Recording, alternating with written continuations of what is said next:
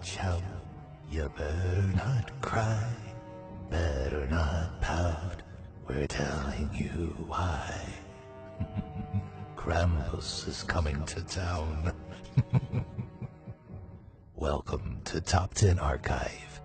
When it comes to Krampus, a lump of coal for your yearly misdeeds is the least of your worries. For this very merry archive, we've got the lowdown on Krampus, Christmas's very own demonic entity. Number 10. The Christmas Devil. Plenty of things have a good and evil element to it, so why should Christmas be any different? Though you may think Ebenezer Scrooge to be the malevolent holiday entity we're speaking of, the grumpy old gent has nothing on Krampus. It's half goat, half demonic, and all business. Krampus is best known as the Christmas Devil, a grotesquely demonic figure with horns and hooved feet that doesn't bring good tidings to you and your kin. Krampus is derived from the German Krampen, meaning claw, and is believed to be the son of Hel in Norse mythology.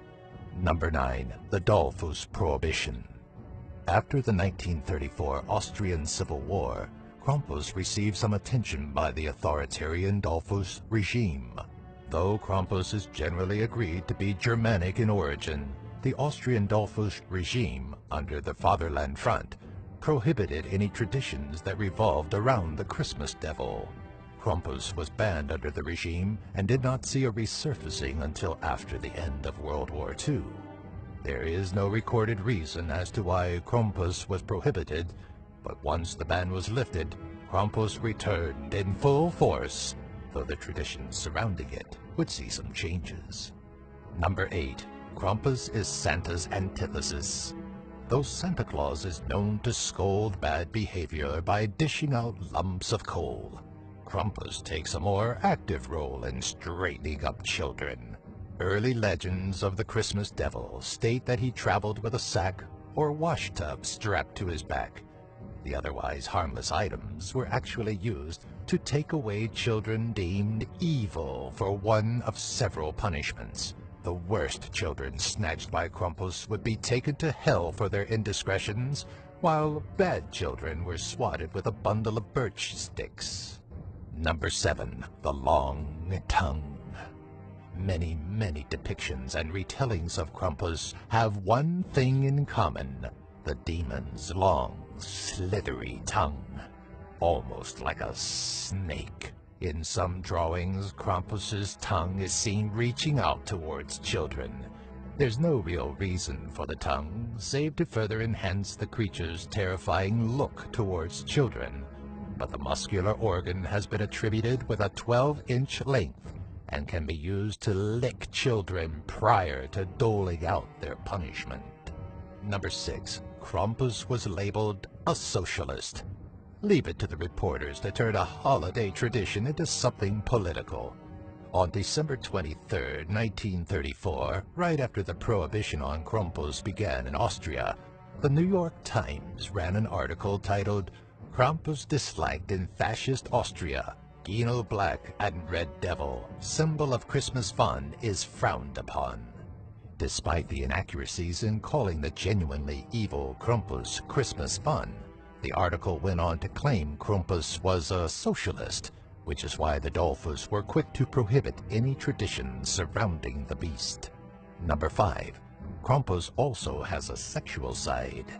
Krampus may best be known for his vendetta against evil children, but there's another side to the horned demon that dates back to a time of orgiastic rituals of music, wine, and sex. When the Christmas Devil isn't busy thwacking bad children and stealing away evil ones, some propaganda shows him fraternizing with half-dressed women. Horned deities are often associated with sinful acts, so it's no surprise that Krampus, also a beast of the horned variety, would be stereotyped into being a hypersexual creature. Number 4. The Fate of Children. Depending on who you speak to, or how angry the parent telling the tale of Krampus is, the fate of naughty children can vary. While it's known that Krampus targets evil and bad children, How he handles these miscreants can change from one telling to the next. Some believe that Krampus uses the wash tub strapped to its back to drown evil children, while others don't even factor in a wash tub, rather outfitting the demon with a sack used to abduct children to bring to hell. It's also said that Krampus may eat the children he abducts. Number 3. Krampusnacht. December 25th is most popularly known as Christmas Day. But if you look 20 days earlier on the calendar, you land on another important day in Christmas tradition. December 5th is Krampusnacht, a night in parts of Germany and Bavaria dedicated to the celebration of Krampus. During Krampusnacht, men dress up in elaborate costumes representing the Christmas devil and take part in a parade of creatures that terrify both children and adults alike. In some traditions, it was on this night that Krampus, not St. Nicholas, dispersed coal and rotten bundles to naughty children. Number 2. Krampus in modern societies. If you were to ask an American child who Krampus was in the mid-90s, chances are you'd get a strange look and no discernible answer. Today, though, you can pretty much mention the name Krampus anywhere and get a positive response. Though modern Austria struggles with determining whether Krampus is appropriate for children or not, American pop culture is idolizing the demon with movies and merchandise.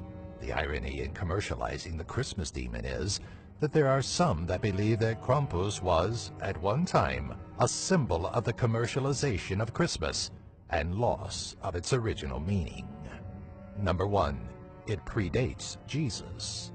In 1958, Folklore Volume 69, Issue 1, featured a piece by Maurice Bruce on the origin of Krampus, and in it, Bruce wrote, "There seems to be little doubt as to his true identity, for in no other form is the full regalia of the horned god of the witches so well preserved."